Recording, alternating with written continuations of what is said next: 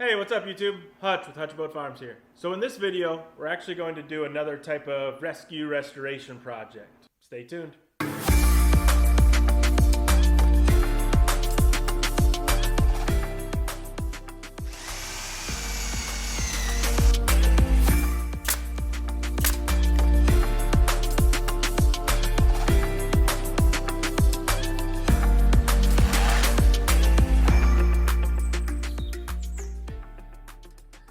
This build has a little bit of a backstory, so bear with me. So this is the family dairy farm in southeast Michigan.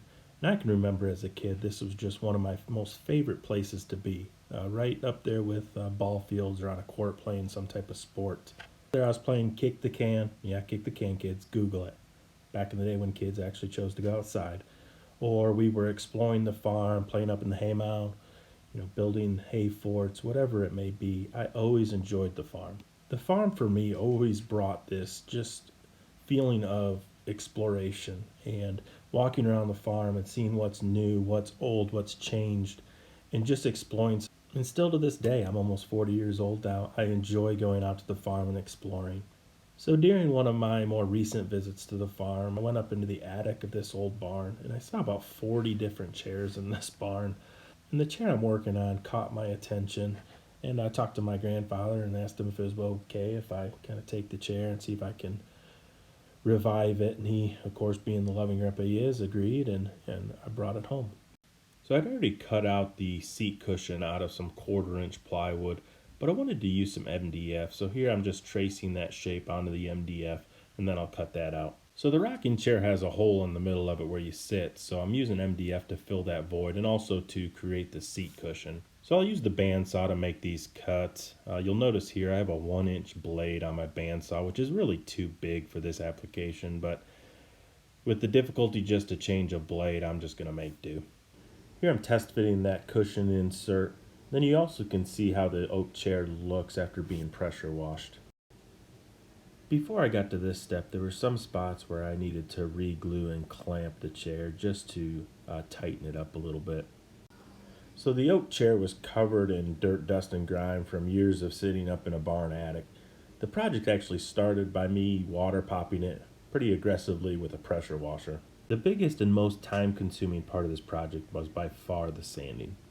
After pressure washing the chair and gluing it back together, I started by doing 120 grit sand on the entire chair.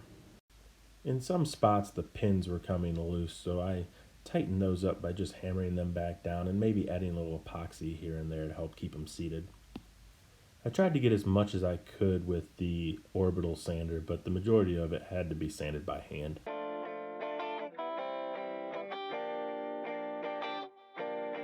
Once I get to the bottom of the chair, I see a lot of excess glue from gluing the chair back up. Here I'm just scraping it off. Then I tighten up any bolts and screws on the chair just to make it more sturdy.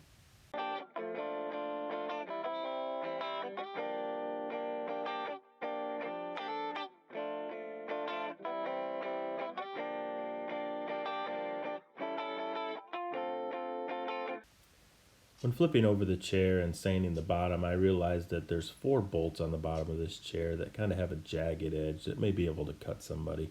Men aren't quite as tough as the men and women back when this chair was built, myself included. I decided to smooth over the bolts with a Dremel tool. When working with reclaimed wood or reclaimed projects, it's always important to have a good wood filler. In this case, I'm using a wood filler by Famo Wood. It's an awesome product, not sponsored or anything like that.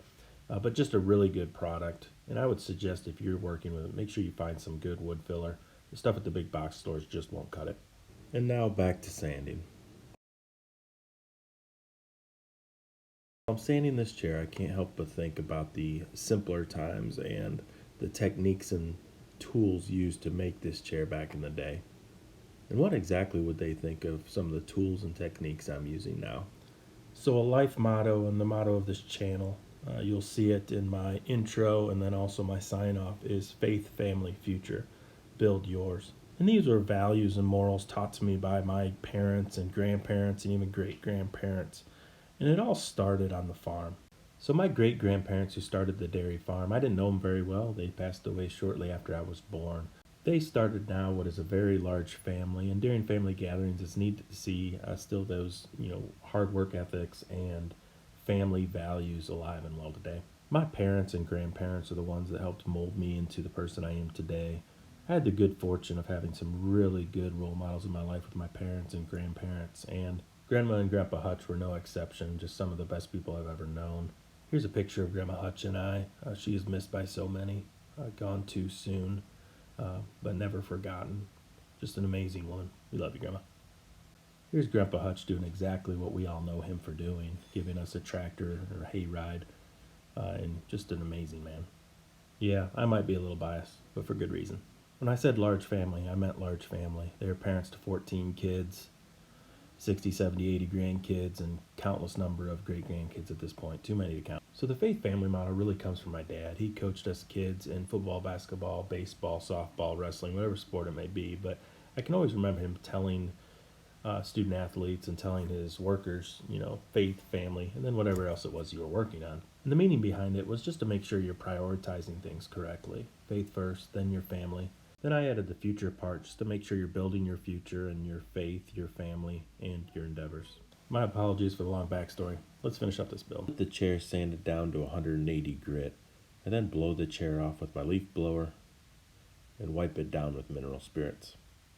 This gets all the dirt and dust off and helps prepare it for stain. It's been a long day in the shop, and once in a while you need a nice cold adult beverage. Cheers. And now I'm mixing up the Rubio Monocoat 2-part oil finish. It's 2-to-1 ratio. Once the mineral spirits were all dry, the next step was to stain the chair. I chose Rubio Monocoat 2-part oil finish for this application. It's kind of my go-to. The color for this one is chocolate. It goes on pretty dark, but lightens up once you wipe it off.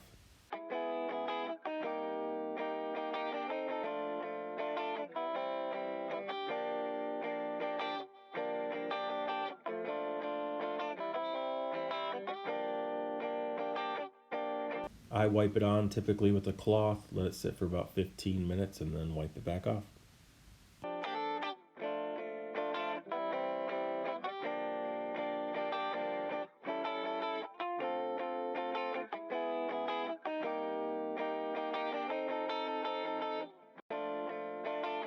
Once the top had been applied and wiped off, it was onto the bottom.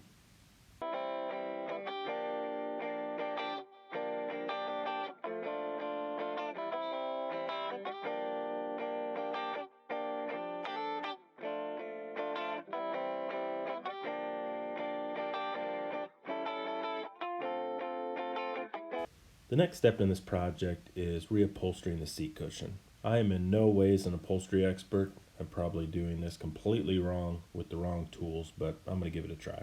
I did tell my parents I bought some extra fabric just in case they wanted to redo it. The VIP clients asked for something in the neutral color scheme, but they gave me choice of fabric. I went with something kind of in the grayish beige color in more of a chevron pattern. I really just wrapped the seat cushion with the fabric, pulled it tight, used a staple gun to fasten it to the back of the seat cushion, and went around on all 4 sides.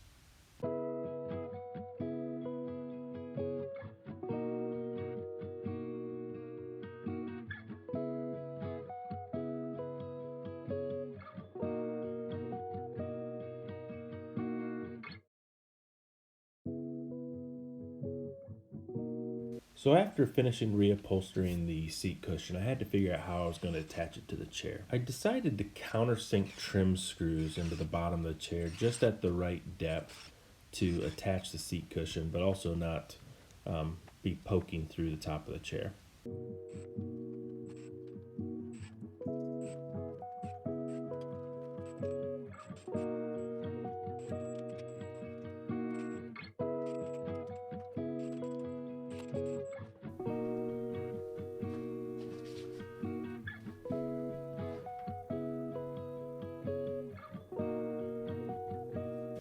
Well, I think this one turned out pretty good. Hopefully my parents agree. If you enjoyed this video and you want to see more like it, please smash that thumbs up button, share and subscribe.